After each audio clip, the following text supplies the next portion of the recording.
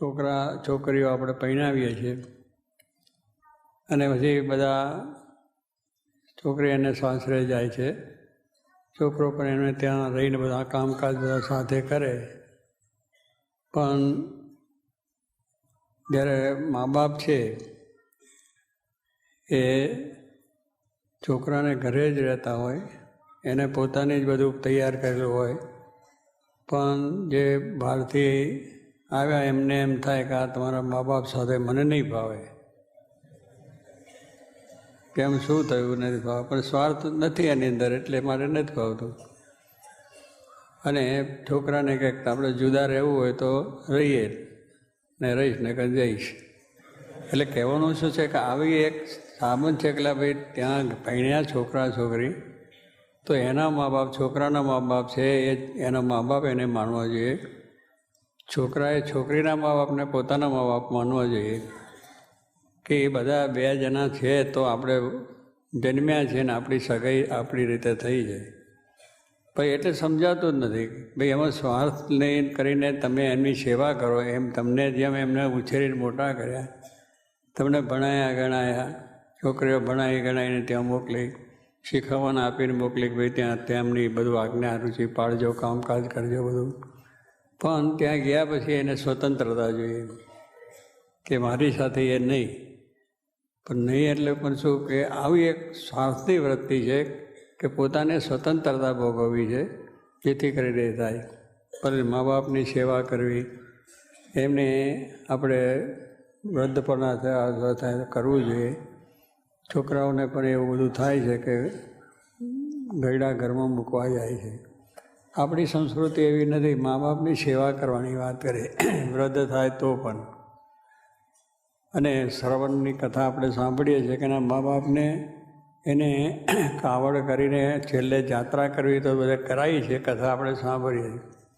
આ ભારતની સંસ્કૃતિ, આ પશ્ચિમની ભૂમિ છે એમાંથી આ બધા સંસ્કારો આપણને આવે છે.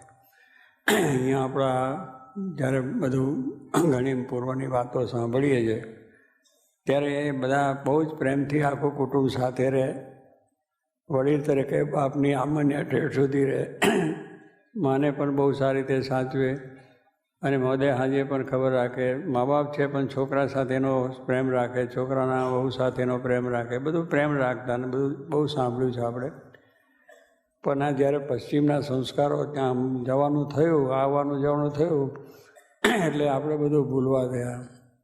ત્યાં પાછા પ્રદેશમાં રહેવાનું એટલે ત્યાં તો એવું છે, કેટલાક આપણા સત્સંગી, બહુ આપણે સત્સંગી ચુસ્ત સત્સંગી છે, લંડનમાં છે.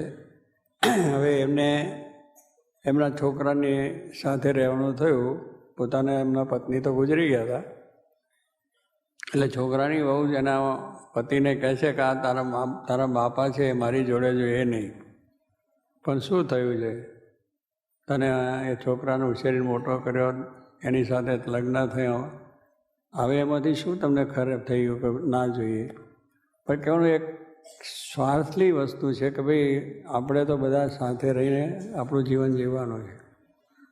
એટલે એવા બધા ઘણા પ્રશ્નો થયાનું કારણ શું છે કે પશ્ચિમની ભૂમિ છે, ભોગ ભૂમિ છે, એને ભોગ ભોગવા એટલી જ વસ્તુ છે. એ ભોગ ભોગવવાના આપણને ન મળે એટલે આપણો સ્વાર્થ જતો, સ્વતંત્રતા આપણને આવી જાય. સ્વતંત્રતા એ રીતે નથી કરવાની, સેવા રહી સાથે રહીને બધું કરવાનું છે. એટલે આ બધી વસ્તુની અંદર પશ્ચિમને લઈને આપણી સંસ્કૃતિ ઉપર અને સંસ્કૃતિના સંસ્કારો આપણા બધા આધ્યાત્મિક ચાલ્યા જાય છે, એ આપણને ખબર જ નથી અને એને આપણે વળગીએ છીએ. એટલે ઘણા એવા પ્રશ્નો આ પ્રદેશની અંદર તો હવે થયા છે. છોકરીને છોકરાના મા બાપ ના ગમે ને છોકરાના જ મા બાપ છોકરીના મા બાપ એને ના ગમે કે મારે ના જોઈએ. પણ એટલો વિચાર નથી કરતા કે ભાઈ અત્યાર સુધી કર્યું એ હતું આપણે. પણ કહેવાનું શું છે કે આજે આપણે વૈભવ વધ્યા, પૈસા વધ્યા એટલે એકબીજાનો સ્વાર્થ જતો રહ્યો. ત્યાં બે જણા કમાય છે તો બેના પૈસા જુદા હોય, હીરાના જે કમાણી હોય એને ખાતે રહે, પેલાને ખાતે રહે, બાપના હોય તો બાપને ખાતે રહે, માના હોય તો માના ખાતે રહે, પૈસા જુદા રહે. આપણે કુટુંબ અહીંયા 10-15 જણનું હોય તો એક બાપના નામે જ ચાલતું બધું, બાપ જ બધી જમીનો જાગીરો બધી પૈસા ટકા એ જ ને જે જોઈએ એ પ્રમાણે લાવીને આપતા હતા. કોઈને કંઈ વાંધો નહોતો, બહુ સારી રીતે જીવન જીવતા, સુખમય જીવતા.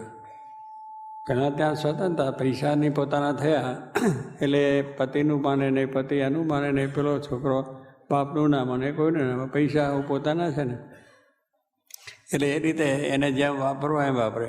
હવે બાપ છે તો પોતે બહુ જાણતો હોય કે ભાઈ આ પૈસા આવી રીતે ન વપરાય, પણ પૈસા હાથમાં આવ્યા એટલે વિચારો, એટલે ત્યાં તો એવું છે જ. એટલે આવી જે આપણી આ સંસ્કૃતિ આજ ભૌતિકવાદની અંદર છે એમને આપણે બહુ સાવધાન રહેવાની વસ્તુ છે કે આ બધું આપણે ઘરમાં પહેલેથી જ આપણે એવી રીતનું જ વાતાવરણ હોય કે જેથી કરીને ઘરમાં શાંતિ રહે, સુખ રહે, એકબીજાના પ્રત્યેનો પ્રેમ રહે અને એ પ્રમાણનું કાર્ય થઈ જાય. પણ એ એટલા માટે આપણે ઘર સભાની વાત કરીએ છીએ, પણ હજુ ઘરમાં કેટલાને બેસતું નથી કે ઘર સભા કરવાથી શું ફાયદો છે. પણ ભેગા બેહો તો તમને એકબીજાની આત્મીયતા વધે, ભેગા ભોજન કરો તો તમારી આત્મીયતા વધે.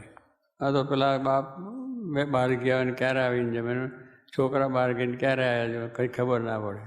સવારે છોકરાને મોડું જોયું ના હોય, કામ પર જાય ને હાજે આવીને સૂઈ જાય. એટલે એ કંઈ આત્મીયતા વધે નહીં, એટલે છોકરાને પ્રેમ વધે નહીં, છોકરીઓ એને પ્રેમ વધે નહીં, મા છે એ પણ કંઈક એવી રીતે હોય.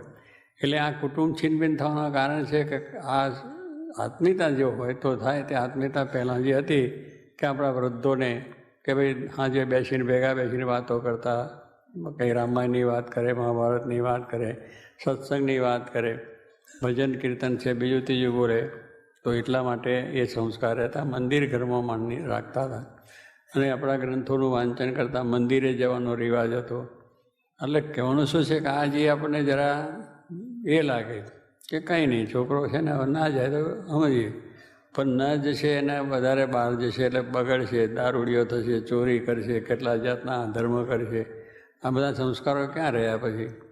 કારણ કે એના ઉપર આપણે પ્રેમ નથી કર્યો. પ્રેમ થાય તો વાત મનાય ને.